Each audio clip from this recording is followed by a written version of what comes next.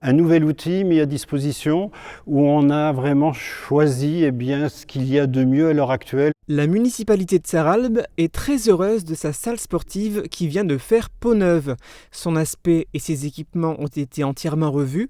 Ce qui saute aux yeux, c'est le sol. Il constituait avant un handicap en raison de malfaçons pouvant entraîner des risques de blessures.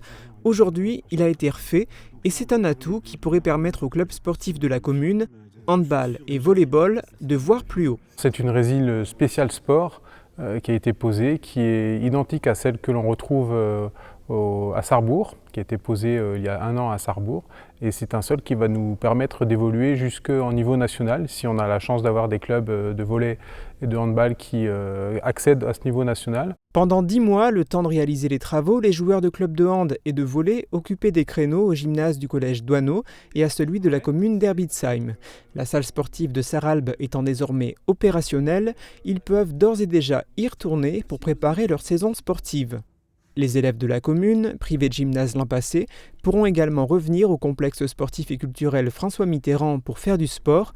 Ils pourront même pratiquer une nouvelle discipline. On ne cherche pas à avoir un nouveau club de badminton qui s'installe dans notre ville, simplement pour les scolaires, donc pour les écoles qui fréquentent cette salle, on a effectué un traçage de terrain de badminton. Les travaux du complexe sportif et culturel sont lissés sur plusieurs années.